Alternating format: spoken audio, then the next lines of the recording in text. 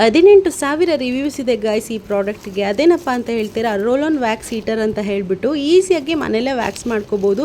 ಹೆಣ್ಮಕ್ಳಿಗೆ ತುಂಬಾ ಕಷ್ಟ, ಯಾಕೆ ಅಂದರೆ ಎವ್ರಿ ಮಂತು ಪಾರ್ಲರ್ಗೆ ಹೋಗಿ ವ್ಯಾಕ್ಸ್ ಮಾಡ್ಕೊಳ್ಳೋದು ತುಂಬಾ ಕಷ್ಟ ಆಗಿರುತ್ತೆ. ಸೊ ಈ ಥರ ಒಂದು ಪ್ರಾಡಕ್ಟ್ ಇದ್ದರೆ ಸಾಕು, ಮನೇಲಿ ಈಸಿಯಾಗಿ ವ್ಯಾಕ್ಸ್ ಮಾಡ್ಕೋಬೋದು.